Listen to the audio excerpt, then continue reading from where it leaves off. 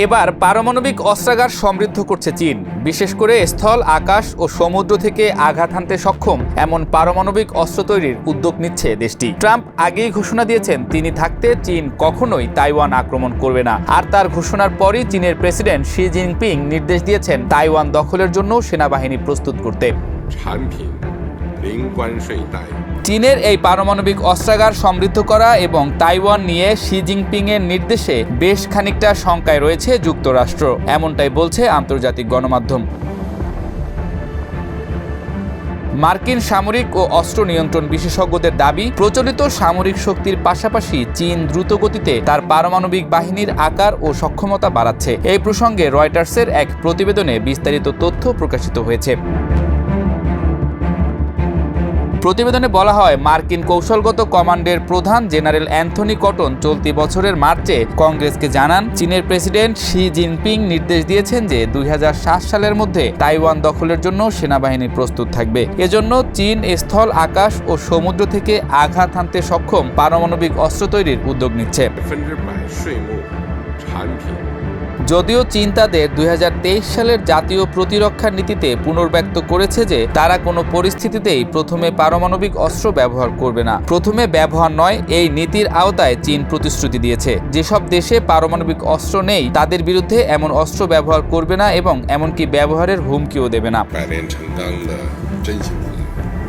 এ বিষয়ে বেইজিংয়ের প্রতিরক্ষা মন্ত্রণালয়ের দাবি, পারমাণবিক যুদ্ধে জয়লাভ সম্ভব নয় এবং তা শুরু করা উচিত নয়। তারা বলছে, চীন কেবল আত্মরক্ষামূলক পারমাণবিক কৌশল অনুসরণ করে এবং প্রথম ব্যবহার নয় নীতির প্রতি প্রতিশ্রুতিবদ্ধ।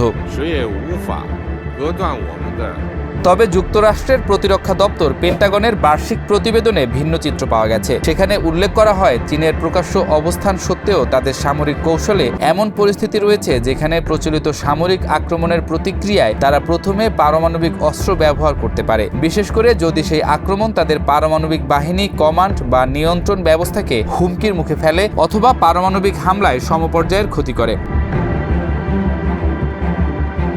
গত বছরের শেষ দিকে প্রকাশিত পেন্টাগনের প্রতিবেদনে বলা হয়, তাইওয়ানের প্রচলিত যুদ্ধে পরাজয় যদি চীনা কমিউনিস্ট শাসনের টিকে থাকার জন্য মারাত্মক হুমকি হয়ে ওঠে, তাহলে বেইজিং প্রথমবারের মতো পারমাণবিক অস্ত্র ব্যবহারের সিদ্ধান্ত নিতে পারে।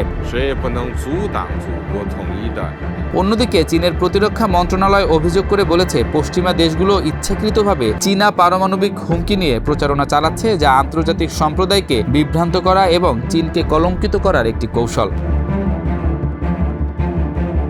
শিকাগো ভিত্তিক অলাভজনক সংস্থা bulletin of the atomic scientist এর মূল্যায়নে বলা হয়েছে, বিশ্বের যে কোনো পারমাণবিক শক্তিধর দেশের তুলনায় চীন দ্রুত গতিতে তার অস্ত্রভান্ডার সম্প্রসারণ ও আধুনিকীকরণ করছে। বর্তমানে তাদের হাতে প্রায় 600টি ওয়ারহেড রয়েছে।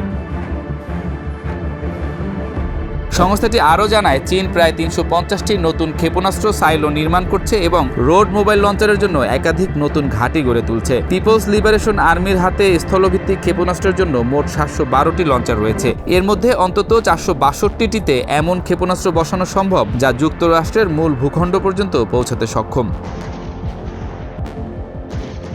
তবে বুলেটিনের তথ্য মতে, পিএল এর অনেক লঞ্চার স্বল্প পাল্লার ক্ষেপণাস্ত্রের জন্য, যা মূলত আঞ্চলিক লক্ষ্যে ব্যবহারের উদ্দেশ্যে তৈরি এবং সেগুলোর বেশিরভাগই পারমাণবিক হামলার জন্য নির্ধারিত নয়।